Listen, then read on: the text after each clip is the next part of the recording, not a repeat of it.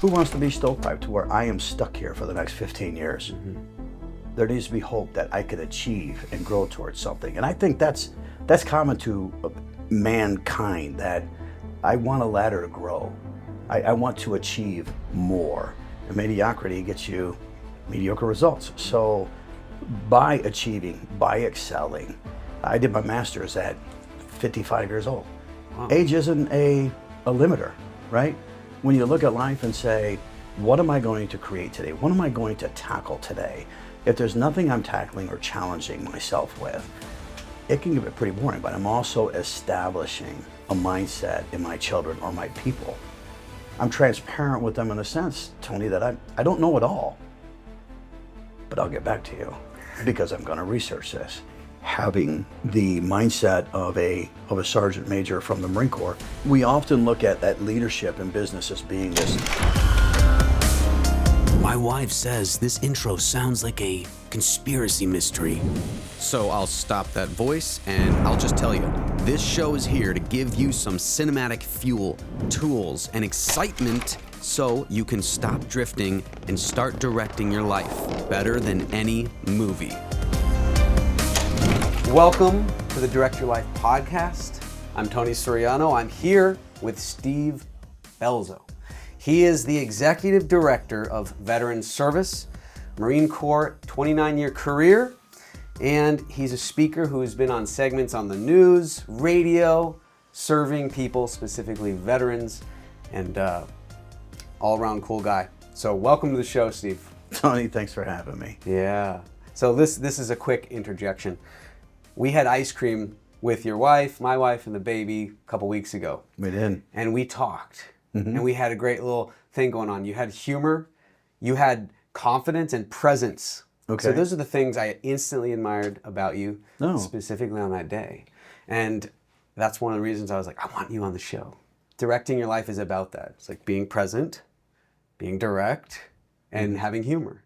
Right. So I want to find out how you cultivated that, maybe throughout this interview. Yeah. And we'll get to know you a little bit as well. Viewers and listeners, stick around because we're getting into how to become more resilient and confident and present. So stay for the rest. Rapid fire, fun questions. Comedy or action? That is combined. Love it. Beach or mountains? Mountains. Favorite film that you would watch more than once? Last of the Mohicans. Red or black? Black. Morning or night? Morning. Book or podcast? Hardcover book of your podcast. What's one thing you're terrible at?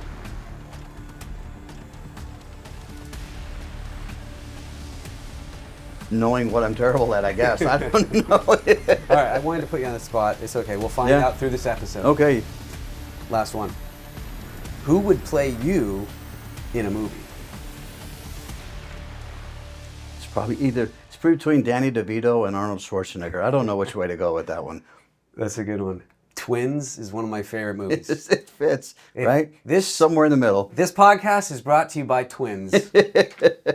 Let's just jump actually into leadership. You have a lot of experience. Mm-hmm. What does it mean to you, leadership? Leadership is such a unique dynamic. It's not management. People often fold the two together. I'm going to make him a manager because I think he can lead the people. But we manage programs, but we lead people. And for leadership is a sacrificial role in that you are not only out front and doing everything that you expect your people to do, but it's also assisting your people maturating up. So you're bringing them up so that eventually they're able to take your place. So work yourself out of a job is leading people, leading them into the confidence of their roles if they're multifaceted. So it really depends on, I think, the company or the style of organization in which you work for and how you're impacting your people. Leading people so they work you out of your job. Mm-hmm. That's a really powerful sentence. So you don't want to hold back. No. You don't want to live in like, I won't lead them too much because I don't want to be out of my job. You want them to excel. I want them to excel. I want them to exceed me. I want you to replace me. There's jobs every day. Someone else will find me. But the fact is, organically, then, you're taking a whole organization of people and you're increasing their ability as well as the output that affects a margin of an organization or a capability of an organization. Therefore, what happens is in either the market space or the military, good work gets rewarded with more good work.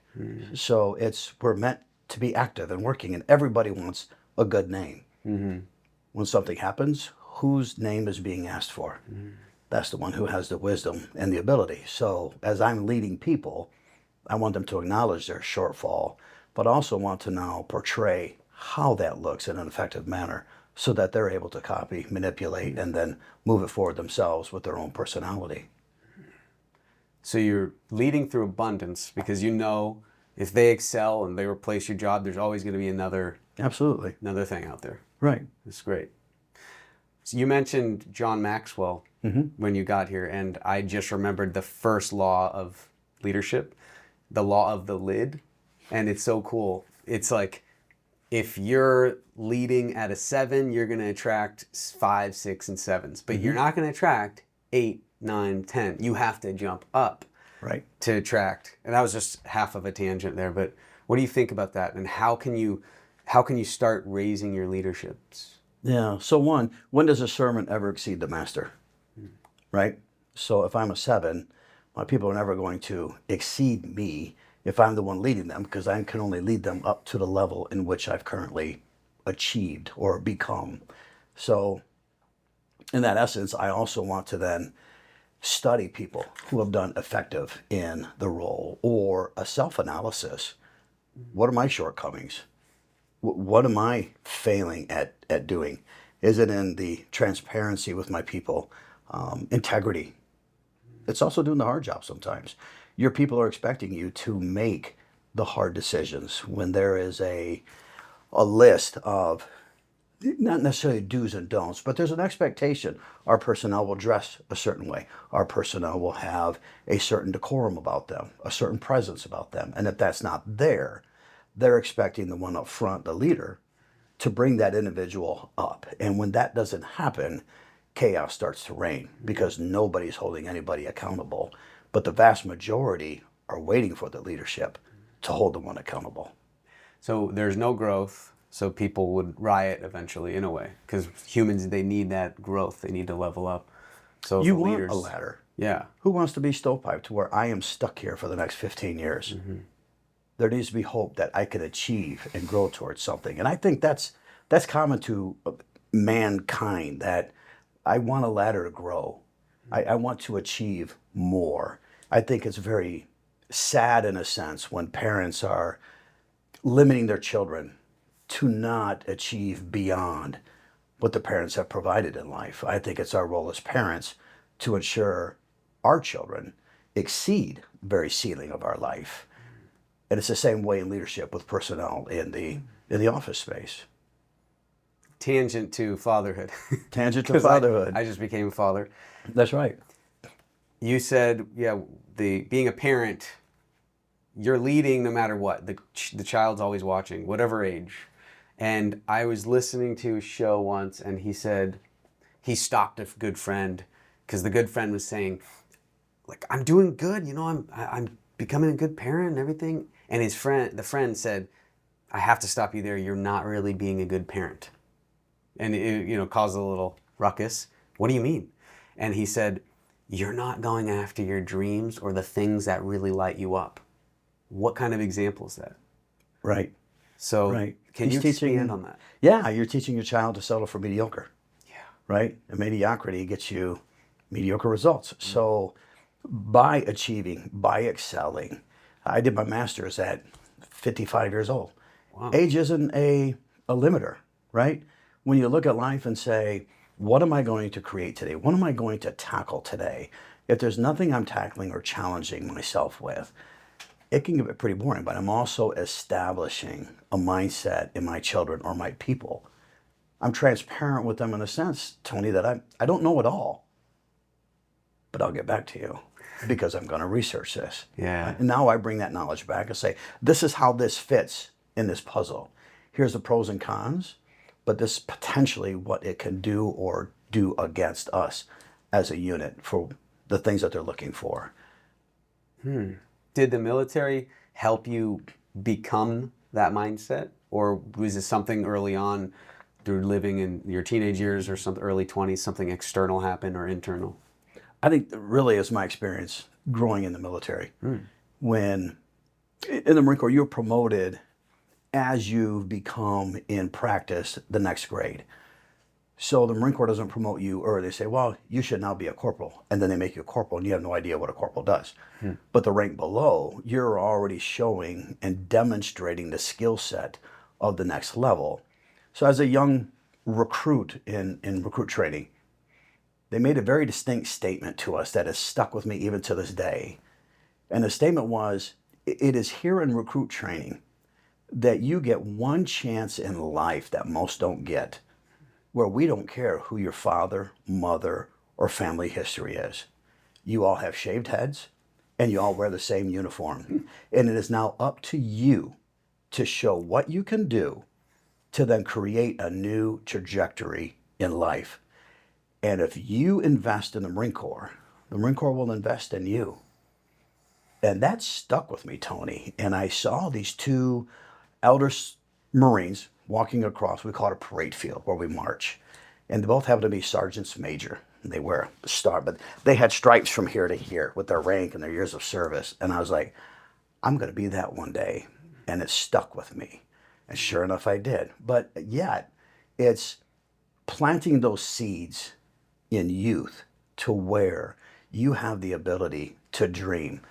But what the Marine Corps does is, because you have to show those skill sets before you move up, is that you have to start investigating, what does the next rank do? Who am I going to emulate? When there are issues, are they going to call my name? Do I know the most of this section? Right? So there's all these presence and bearing in the way you maintain yourself. In the Marine Corps, I don't maintain Balczos. I don't maintain my name. I maintain U.S. Marine. And the family name is Marine, not Balczos. So I have to transition into Marine and what are our ethos, right? What are our codes of conduct and how do we operate? What are our leadership skills, right? Our leadership traits. And so all of that molds us into who we are, but yet the challenges come with bigger and more astute organizations to where eventually you're leading larger organizations, but you're also helping to mentor those below you to bring them up to your level, because frankly, you can't stay there forever. And so somebody's going to need to take my place. So I want to leave an organization better than the way I found it. That was really well put. Yeah, Good, I almost rehearsed it. Two things stood out. The military is definitely not no child left behind movement. No, it is not. It's like, yeah, you'll become a sergeant. Just, you didn't really make the grades or the cut, but let's push you because we don't want anyone to, feel inadequate. Right, left out. Yeah, y'all get a blue ribbon. I think we need to feel inadequate sometimes to move forward, but with the right care, of course. And then the other thing, and it's quite contradictory to how I was raised, my mindset on military. And I liked it because you essentially said it's a clean slate. You shave your head.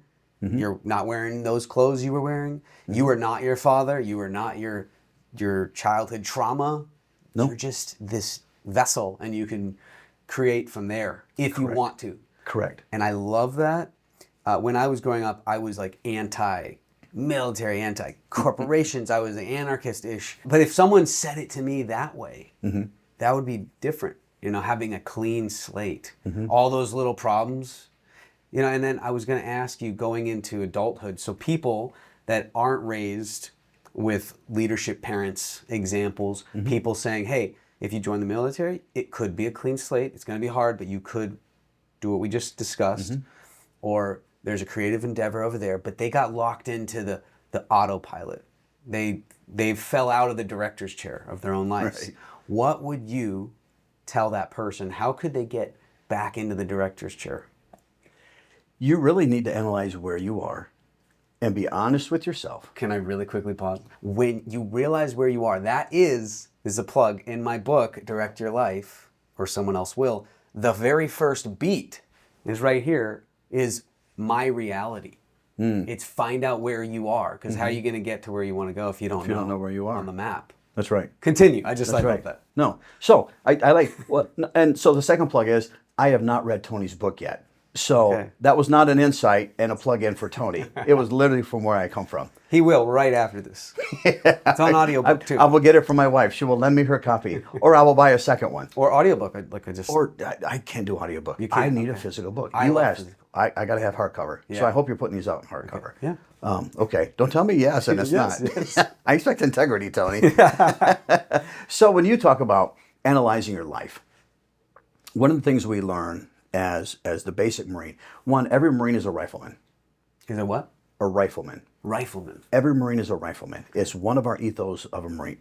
So that whether a cook, an admin typist, a radio man, the very core function of who we all are is riflemen, that we all can pick up the rifle and operate on the lines if the need is there. But it also comes into, that means we're in combat. So what happens when I'm lost in combat and we don't know where we are? There is something that we call a resection. And a resection is where I pick out 3 distinct items out on the periphery and I run an azimuth to all 3 of those. And when I can run that azimuth all 3 back, those 3 lines coming back by a compass will point me exactly where I am on a map, that I know where I am. And so when I say analyze your life, a resection is much like that. I see other individuals who are doing it right, and I want to run a sort of a comparison. Where am I to you, and to you, and to you? And it kind of gives me an analysis of a close proximity of where I am, and potentially some 3 to 5 things I need to do to progress forward in life. And it's not taking a list of 20. What are your top 50 things? You're way out of target. We can only focus on 1 to 3 things at a time. So what are your top 3? Focus on those. And then do another resection. Where am I? Would you recommend writing that all out? Absolutely. Yeah. I'm a fan of, you could see my boards over here. There's written stuff everywhere. Yeah. Yeah. Too much going on, but No, actually, if there's a bad wind day in one of my offices, there are yellow, sticky 3M pad flyers going everywhere. And it is. There's something about speaking it, hearing it, and writing it that makes it become indelible. Yeah. And that's science too. Like they've studied so many research things about that. Tony, you're making me look smart. So yeah, Please. he knows. And if you're thinking, oh yeah, I don't want to write things down. I don't like journaling. Yes, you do. Journaling is so important. It's so important, because how are you going to know where you are if you don't jot it out and see a bird's eye view of it? Or celebrate. Yeah. Years later, looking back going, I remember when. And now you've re-encouraged yourself to continue. Can I show you something real quick? Yeah. This is fun, half embarrassing, and a little kid-like. But see, I have this little, this is the story of my life, Tony Soriano. Okay. And from going all the way back pretty much to birth to 2023, I wrote all these weird stories out and triumphs and tribulations. Right. And it's fun because as a speaker too, you can pull from those stories and then bring out lessons. So that was one reason I did it. A concise journal. Yeah. But the other reason is what you said. Like you look back, you're like, yeah, I was there and now I'm here. Right. Compare yourself to who you were 5 years ago, yesterday sometimes. Absolutely. And you'll surprise yourself with the progression you've made. Although it's been very short in optics as you see the day, but every day is just another layer, another millimeter. You're moving forward towards your target. Let's talk about your day. How do you direct your day? Let's say perfect day for you. What would it be? Where you're like, dang, I'm ready to go. How does that look like? To be ready to attack the day or at the conclusion of the day? No, to attack the day, where you're like, okay, now I can go into flow. I can do what I know I want to do or I must do with enthusiasm. Sure. Yeah, a lot of it's self-investment. So my day usually starts about 4:15. My alarm clock goes off. And my first thing I love in the morning is my quiet time. And my cup of coffee never speaks back at me, but it always welcomes me with a warm hug. And I have time in reading. I read a lot of scripture and my little prayer, spiritual time. And it just helps it provides the hope as well as the stability for the day And then if I haven't spent too long there, then I'm off to the gym. Okay. And then when I'm done with the gym, home, shower, and I'm at work by 7:30. And you're just ready. And now I'm ready. So now it's the beautiful, true, cliche thing. Mind, spirit, and body. mind, spirit, body. You got those, the trifecta. Right. That's why I love martial arts. It really does embody that. It does. That's awesome. Sure. Great. So it's my balancing. It's also my way to exhaust the negatives from the day prior and reset for the day. Mm-hmm. I've built hope and confidence, and now I have attacked my body. I am growing physically. I've released a lot of tension through the gym. I've had quiet time to think through issues that might be happening at work or with individuals around, even family. But it gives me a clean slate to step into the office to say, what are we going to do today? There's got to be something positive we're going to create and accomplish today. And if I'm filled up with yesterday or last week, there's no room for today.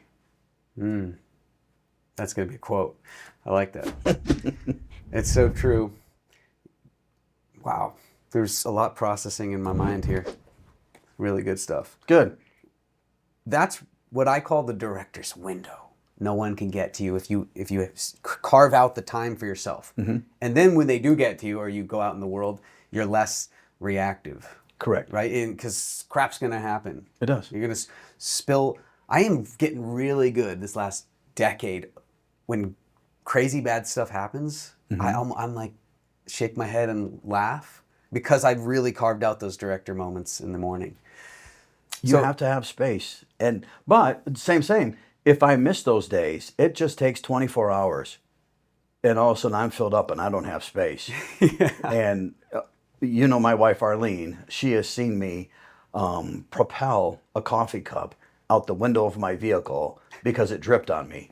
Because I have You didn't have your morning. I didn't have my morning space. Yeah. And I don't like things failing. And when I'm in a dress shirt and I go to drink and the coffee drips on my shirt, it is now fired. And there it goes. That's good. Well, it's okay because you'll just course correct. That's right. Know? It's like I always say this. I can be a jerk in the moment, but I've got really good at course correcting, at least with a sincere apology really quickly, not like 5 days later, you know? And I tangented there because it's not about being perfect all the time. It's just like, just try, you know? I really hope so. Yeah. I'd like to make the same statement. I don't know if any of us have a perfect mirror. I think we have a mirror on the wall, right? We try to shape this reflective item to come back at us to say, it's really not you. Well, no, it is about me, right? Yeah. And let's be honest with ourselves. Yeah. But yet, I really hope, I believe I get maddest at myself and my mistakes, the mistakes of others. I expect a higher level of return and perfection out of myself than I do of others. Yeah. Then As a leader. And I get mad at myself. Yeah. I should have known better why I've been working on that habit and I still broke it. Like, right. What's going on? Right. Why did I accept that? That wasn't wisdom to me. Why did I accept that piece of information as being truth? Mm-hmm. And now this is all messed up when I knew better, regardless. And so it's one of those self-directing things of what will I allow to direct me inside that's external versus what I've learned internally to direct myself. Yeah. I like it a lot. Hey, mate. That was a Dumb and Dumber reference, if anyone remembers. God, that movie is dumb and great. It's getting dumber. Though I would never watch the second one. I walked out of Dumb and Dumber 2, even though one of my favorite actors, Jim Carrey, was in it. It was a completely different writer. I don't think the same director. It was horrible. I walked out. And I believe that's okay in life. You shouldn't sit through a bad movie just because you bought a ticket. I also don't think it's English appropriate. We can get Dumb and Dumber, but I don't think you can get dumberer. Oh, that's what it's called. He knows. Yes. Let's talk about your 8 years at a company called Oracle. Mm-hmm. And how you handled the layoff and the transition. Yeah. And give the audience some advice about how you handled it, the positive parts. Yeah. One, a reduction in force is never positive, other than for stockholders, because people are your most expensive commodity of an organization. So oftentimes, corporations are laying off personnel to increase margins, to then increase shareholder profits, right? It's the capitalism market that we live in. Understanding that, knowing that individuals are going to be let go, but it doesn't mean it was because you are lack of ability or capability. And so we have to shore up margins because we have investors investing in our company. So the first reduction in force that came with Oracle was unforeseen. And I think they gave me 30 days notice. But because I was involved with a certain sales cycle, they extended me another 2 weeks. How more unique is how I came to Oracle. I was putting on veteran events, and I was out in Oakland, California, putting on an event. 2 years prior to that, I had applied to a number of roles with Oracle with just no response, and not knowing the amount of traffic that comes through their open opportunities at that time. I'm at an event in Oakland, and I'm running this veterans event. We have about 350 veterans coming, 100 veterans on the floor, and before we start, I speak to the veterans. And the two are kind of held off by a rope, but I want the veterans' attention. And it goes back to my military time, right? These are my veterans, and I want to talk to them. And I want to tell them how to communicate with all these vendors that are here because they have opportunities, not because they want to be here. They have opportunities, and they're looking for good, skilled talent. So what I don't want veterans to do is to come up, I call it the sniper role. You're a blank face, you're not smiling, and you're giving me 100% of who you're going to be for my company, and you're walking up stoic? No. And I always ask them, who did not brush their teeth this morning? And of course, nobody raises their hand. So I said, good. Now you can smile because you all know you brushed your teeth. And that's the way I want you to present yourself to these companies. I want you to show them a good 100% of who you are with a positive mental attitude, because we're not eating snakes or dirt, and all of us are dressed and clean. So smile and be confident. And then I turn around and I talk to all the vendors that are there. I thank them for being there. I tell them I'm on the floor to help you. If there's a misunderstanding of what an individual did in the branch of service, or even the intangibles that they may bring, please let me know. And so Oracle says, hey, it all gets started, boom, boom, boom, things all, big whistle, bang, track gets going. And Oracle came to me, the head of HR, and says, I want to talk to you. And I said, sure, what's this? She goes, no, after the event. I said, no, I want to fix it now. She goes, no, I want to talk to you. I said, you're talking to me now. What do I need to fix? And I wasn't capturing, Tony, that it was specifically, I just want to talk to you. It has nothing to do about this event. So I got her business card. I sent her my resume. And she calls me and puts me on the track of 22 interviews with Oracle. She says, I don't know where you're going to fit, but I know you're right for the company, and I'm going to find you a role. And so 3 years later, I'm going through a reduction in force. We were in diversified market, which means any market that doesn't fit the software that Oracle is selling, we find a way to make it fit. So sales is very tight in margins and profitability, so Oracle's going to do away with that. So I get caught up on that reduction in force.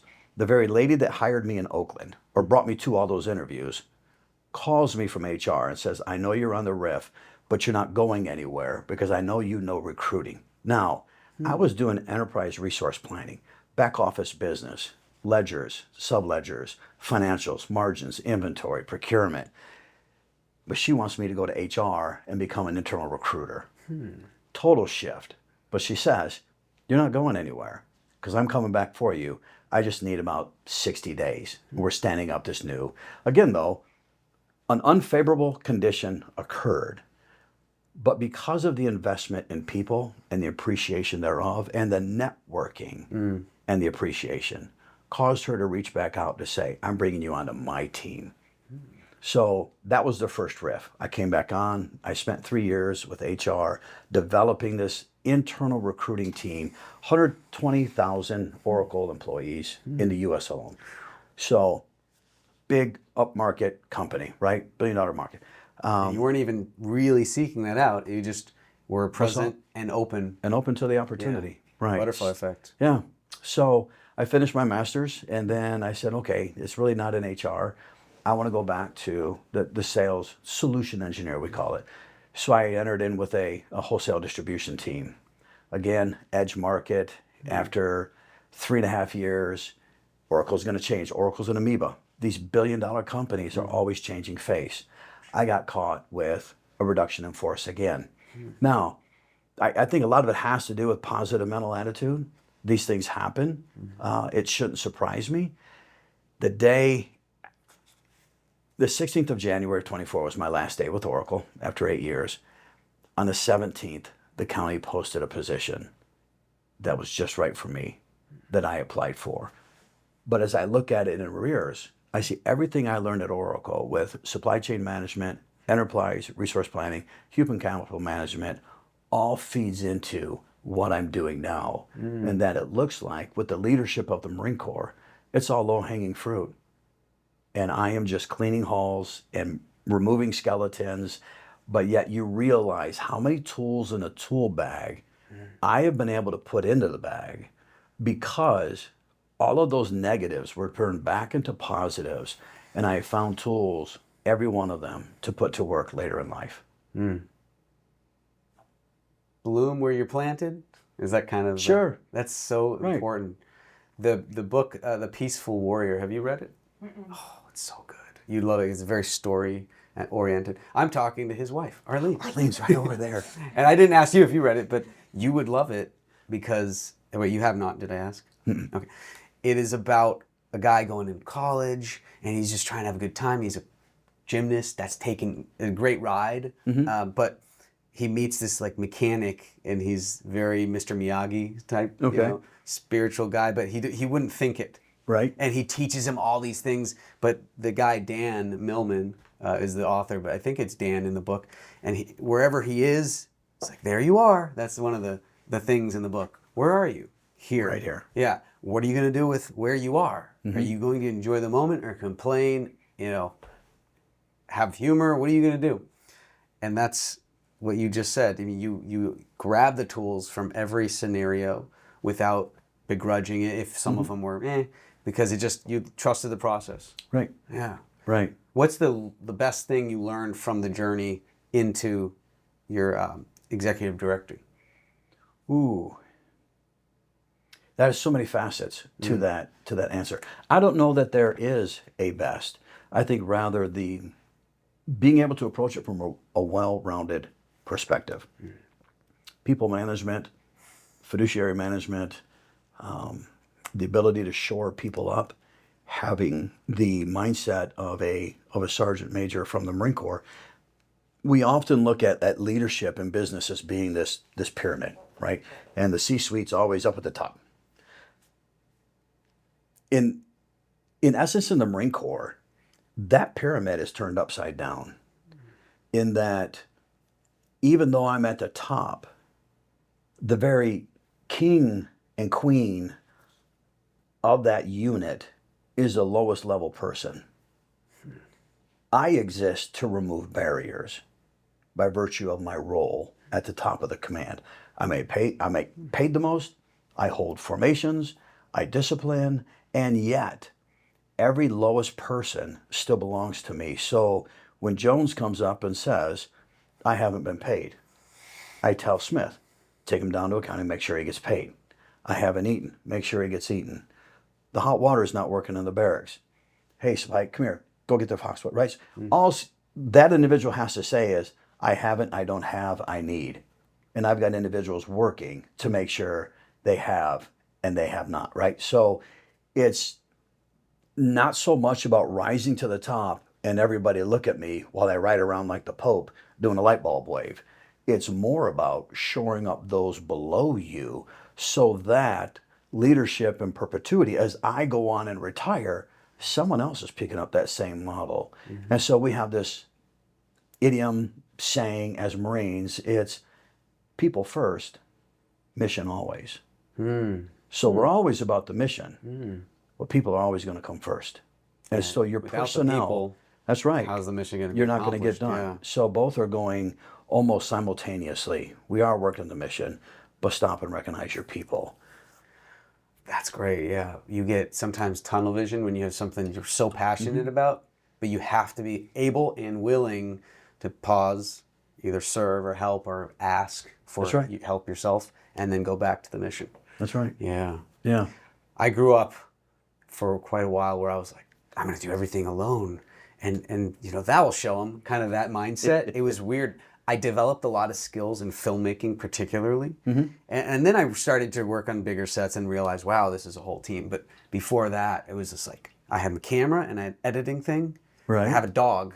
You know, I'd film him, I'd shoot, and then I'd learn all these editing techniques, mess around, play around. But then I was like, the law of the lid, in a way, is like, wait, okay, I can't do that without another person. Right. And then I started to really, really appreciate every department. So how did you integrate to a bigger team? Yeah. That's a lot of shift.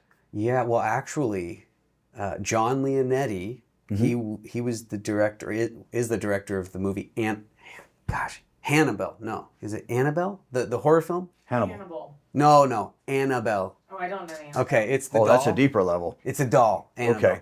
But he was the director of photography for I think Mortal Kombat. He did camera operating on Child's Play, all these cool old movies I loved. So my dad knew him, and he'd come over and they'd talk sometimes about business or something in life, and he would peek in and say, hey, how you doing? And I would always admire him.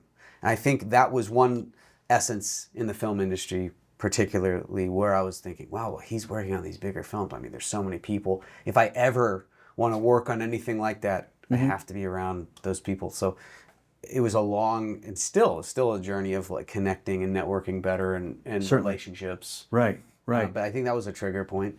But even for you, from your father's footsteps and your dad's namesake, entering into the industry, how does that not hover over you that there's expectation versus I need to invest myself to show my work will speak for me, not my name? Yeah, I love it. He's throwing me the questions now. I love it because there was for a good while, I felt a little, I don't want to say entitled, but a little like, well, when the timing's right, my godfather or that person in the film industry, they're going to like pluck me out and say, hey, come and work on this big movie. Right. And it didn't happen that way. And a lot of time passed and I did start doing my own things, but I had to realize, you know, you have to put skin in the game for sure. And like you said, your work should speak for itself, but yes, you have to be the one to share it to as many people as possible. Right. And I would say the last 5 years, I've learned way more about sharing it as much as possible than I ever have. Before then, I was on the track of working with more people and networking as much as I could. But I had like a thing about sharing some of my work. I don't know. It was just like I didn't want to over give something. But once you realize you have value and you love yourself more, I think you're more willing to share. You are. I think that happened. So do you think there's value in the statement, yet if I don't care who gets the credit, it's amazing how much we can accomplish? Yeah, that's an interesting one. Right. There's this filmmaker. Especially in the industry you're in. Yeah, well, here's the thing. It's like, I'm the director. I want the director credit, right? But you should always make sure everyone gets credit, one. Two, you have to understand that they're helping you with their expertise to get that vision out. So you can't do it without them. But you remind me, there's a bunch of filmmakers called, I know there's a movie, it's called like Dogma. Have you heard of it? Dogma 66 or something. I should know. I should put it on the screen right here. But what they do is an interesting thing. And they created buzz. There was rules. It was like, you can never write who directed the film, but we'll have different directors throughout these films we're making. There was all these other rules, and it was so interesting because it was just, like you said, not about us getting the credit, about there it is, experience it. So I think it's a bit of both. I think you should get credit. I think you should give credit, but I also think it's team, you know, and it's true. I think the people recognize when the value and the credits that should be coming, that Tony's there to say, the reason that shot was so spectacular is because of John over here, right? But I also think the more you elevate your people, it's cyclical in nature. Your people now want to elevate you. And organically you grow because they're a much larger mouth than a single individual. And organically it gets out there. Tony's fantastic. He doesn't talk about himself. He talks about all of us and brings out all the positive things, right? And so as people understand, it's the science of people and psychology. As you invest in people, they're going to start investing back in you. Yeah. No different than, as I talked about, a young Marine. Invest in the Marine Corps and do well, and the Marine Corps will invest back in you, and you'll keep rising up the ranks. It's kind of the same thing. Yeah. A lot to process. It's so good. I'm practicing pausing That's good. more often. The quiet pause. Well, as a speaker on stage, the power of the pause. It is. And I'm going. Do I pause enough? So I always try to ask myself that question. Well, it's also that it's the weighted pause, and people automate the brains of it. Wait! You were just feeding us. Why did you go silent? What did he say? Did I miss something? Right? And it becomes a very positive, weighty blank, where people want to start processing in their mind. And it's kind of like when you lose direction in your life. If you're chattering too much in your mind, it's hard to get back on course. And that's why meditation or prayer or just like pausing, just experiencing, it really can help you find out where you are. Right. Yeah, it lets all the stray voltage just kind of dim down, and now I can value where I'm at. Well, I think you're in the director's chair, and I have some questions for people in the director's chair. Ready? I thought it was taller than this. I know, your wife's, oh no, she was supposed to be in it, but I lost the back. Okay. See over there? The back's off. The director's chair. Think of your life as a movie and you're the editor. So you really could just edit that out. Like that's what I always try to think. If my movie's a bad movie, where is it bad? Why doesn't it have good scenes in it? Put them in, take them out. So is there anything like a habit, a thought, or things that are going on that you would cut out?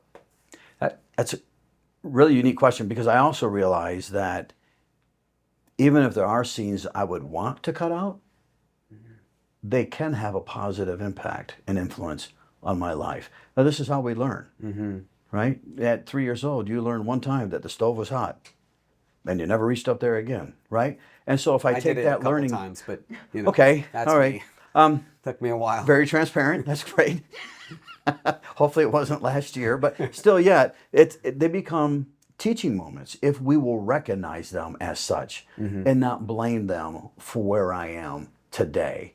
If truly I am heading my life in a course and it's about me taking the reins of life to head in that direction, how do I take those negatives and turn them into a positive momentum? What have I learned from that? And how do I put that in my toolbox? That starts to create wisdom in life. Life isn't perfect, and nor is it a movie. It's nice when we can chunk out a little section to where Steve burped in the middle of this interview. But that's not life, right? We don't get the ability to pause or cut. So rather, how do we take those sections and turn them into a positive? Right, so this is just like the hazards on the roadway of life, that as I've experienced life, that pothole on Main Street. Not only am I not hitting that again, but what was it that disguised that pothole for me? And how do I start ensuring that this seems familiar, potholes coming up ahead, right? So I think there's much to the wisdom of the individual if they'll take the negatives in life and learn from them.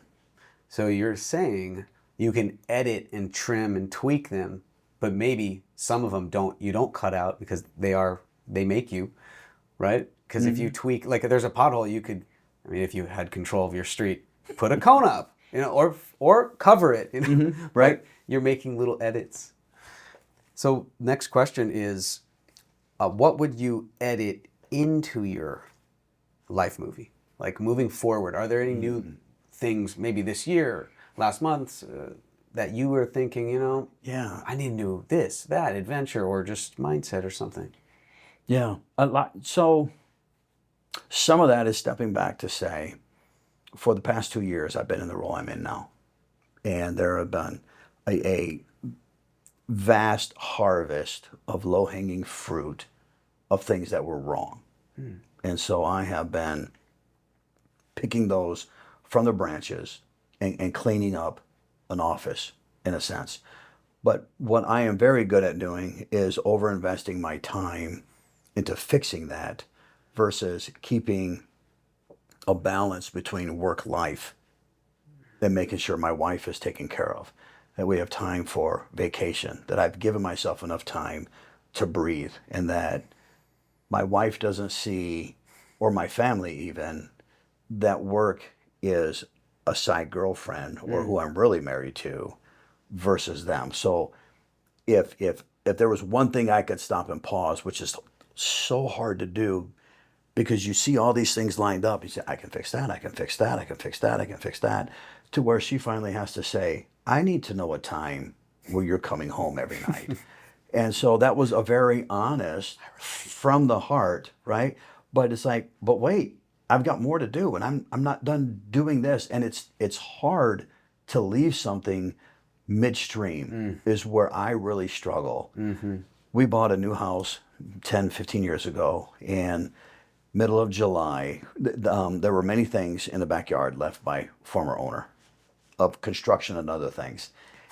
And I was out to about 10 p.m. at night removing this item that was out there because I started it. I'm gonna finish it. But I was surprised that my wife never brought me a drink of water, a Gatorade, or even checked on me. And the next day she tells me, well, I did. About 9 p.m. I looked out the window and I saw you were still out there working, so I went to bed. But it's also, it's not so much like, well, why didn't you bring me a water? It's, did you really have to stay out there that late to remove an obstacle in your backyard? Was it really worth your time? Is that your life's work right there? Right. So there's small moments in there where you tend to look at it and go, okay, I can stop. I still have the drive. I started, I'm going to finish it. I started, I'm going to finish it. Which is good.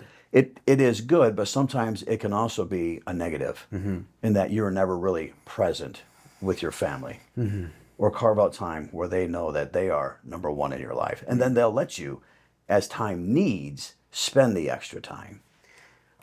The funny thing is, I think what you have and what I have, because I really relate, is something that a lot of people want, and it's a little bit of a passion, a little bit of obsession.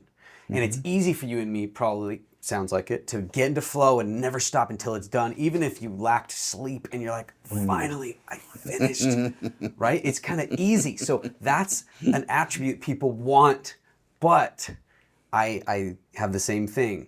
I need to have alarms. And sometimes I want the wife to come and be the alarm, but what, she's always going to do it? No, we have to set our own. And I physically have alarms on my phone. I have this, I tell everyone about this. I have on my desk over there a little old school analog egg timer. Oh, really? So it's only an hour, but at least, for me, it does two things. One, it can wake me up out of flow because I'm in flow. I'm not asleep in flow. It will jolt me up. And then I will maybe close my eyes or I'll stand up if I'm sitting, right? The other thing is, it will remind me to get out there, and especially now, like, okay, check on the baby. Maybe I can relieve her a little. It's baby and mama time a lot, but still, if I could give her 3, 4, or 5 minutes and then go back to my work or something. Right. That's interesting that you use an hour. Do you find it easy to go back into flow after a break of an hour? Okay, so this is the thing, more science for you that I've learned from this great book, High Performance Habits. And they say it can take up to 2 hours to get back into the deepest flow. Now, I wouldn't say most of the time it's 2 hours. I know when I'm interrupted unintentionally, it can take me 30, 45 minutes to get back into it. And what that means, it doesn't mean I sit back down and let's say I'm writing. I'm just like, all right, I don't know. It means, maybe I should clean that up. Okay, let me maybe grab a snack. All these little things flood in. And then finally, maybe I fill myself with a snack. If I'm not too tired now, I sit back down and then I get back into flow. But if someone's around, tell my wife or something, Mm-hmm. and I'm interrupted, and it will take me a long time. So, Right.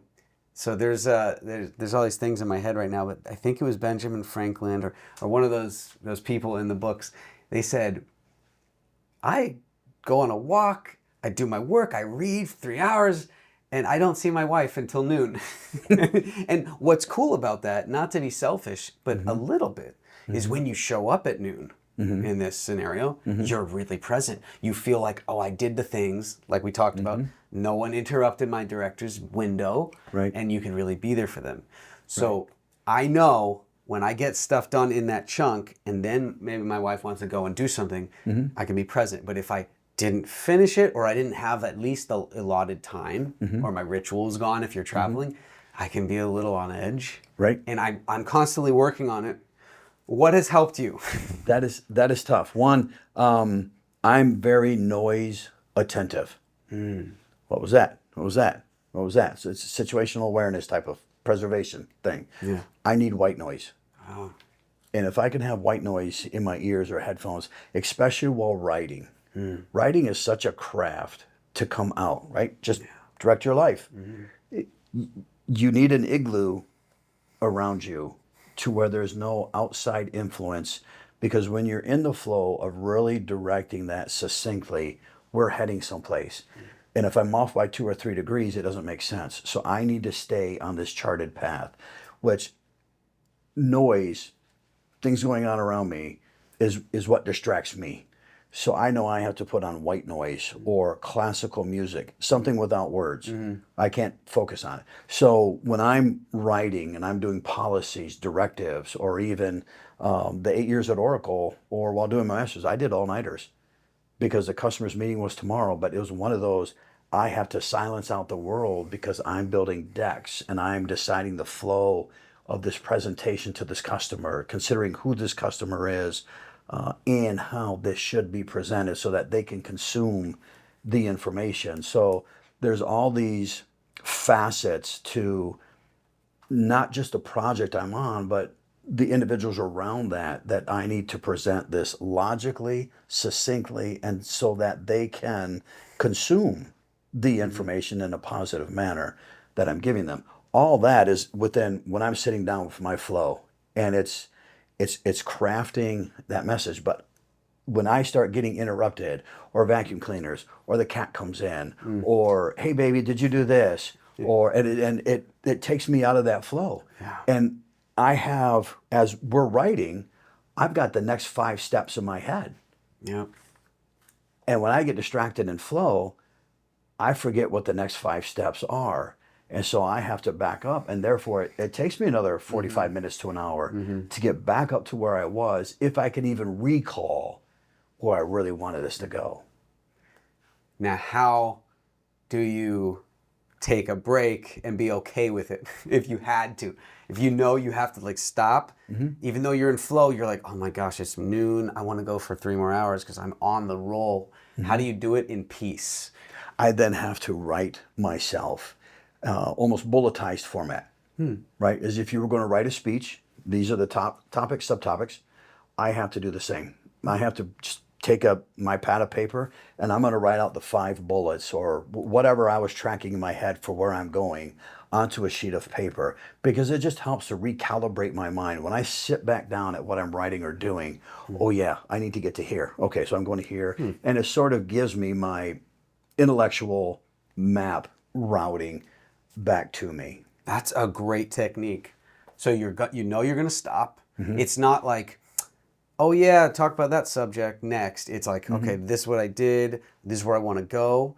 Don't forget this. Don't forget that. Right. You know what's cool? That brings peace for yourself. I like that. I'm going to adopt that because there are many times I'm interrupted now with the kid, you know. And then you're like, that's okay, but it's I was going someplace and where was I going? And you always have a minute before you have to do it, so that can take a minute or 2, and that would save you hours of like irritation and just saying, okay, I can't wait until this is over, which sucks because it's like you want to be good, present, and have fun with the family. Correct. In this case, the kid. Correct. So absolutely, I love that.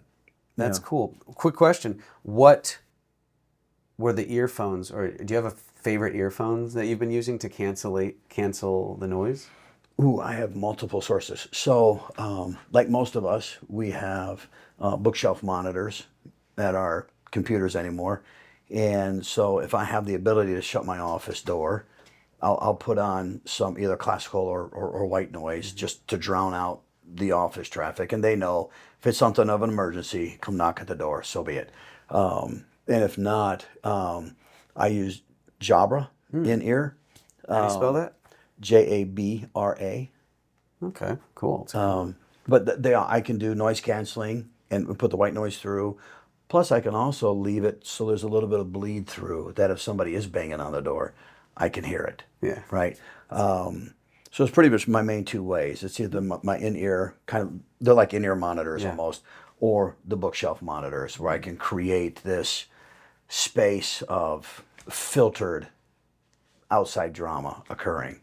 I like that. I've been looking for noise cancellations just in case the baby's getting a little crazy. I could still hear him, but I don't want to have it like I do this and he's like screaming in my ear. It's just a little loud. A little loud. So that's why I asked. I'll look into that.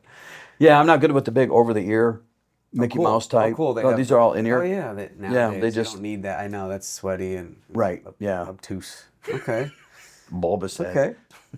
I have a few more questions to wrap this fun interview up. This has been great stuff. Ready? Go. Just whatever comes to mind. What would you tell your 20-year-old self right now? What advice? I would tell my 20-year-old self, trust your instincts, because you've done pretty well so far. Good. How do people trust their instincts? What is it? What do you have to develop? Are there 3 things? I know it took me a while, and then I started. I think it was with action, me just trying, experimenting things out. But do you have any thoughts on that? One is the ability to dream. Where do you want to go? Right? Because if I don't know where I want to go, and I don't plot that out, I'm always going to make exactly the end state I intended for the day, which was nowhere. So instinctively, we all have internally a thing we're drawn to, a work, a love, something we're passionate about. And so to trust instinctively yourself, where do I want to go? Because I think naturally we start charting out in our minds, what does it take to get there? And if I know in my dreams where I want to be, my conduct has changed towards that end state. And if I don't have an end state in mind, I can waft wherever I want. And it doesn't matter because I wasn't heading anywhere. So for me, it's powerful to believe in the instincts of where do I want to go? What do I want to achieve? Whether that's a 20-year career, 50-year career, business owner modelship. For me, I have to know, I think it's important, not just for me, but for everybody to know, where is your end state and where do you want to be? You talked about the lid, right? Do you naturally set out, I just want to be a 7? To me, that's not natural. Everybody wants to be a 10. Yeah. So why not chart out what does it take to be a 10? And what are those different levels? And so if I cannot consume each individual level, that's going to be a stepping block of me towards 10. We don't go from 1 to 10. We don't go from 1 to 5. There are integrals between there that we need to be charting out so that intellectually we're moving forward and we're thinking about where we're at and what's next for me to achieve, so that when we do turn around 3 years from now or journaling, we can go, oh my gosh, I forgot about all this stuff. How powerful that was. And we don't even realize we've made it to 6 or even 7 sometimes. You said we dream. If we dream, what happens? You're making a little bit of a target that you were saying. And I think when you have a target in the mind, you're more likely to maybe try a step or 2. And if you try a step or 2, you'll fail and learn fast. And then you start to maybe develop the gut instinct. Sure. That's what I got from that. Okay. I like that.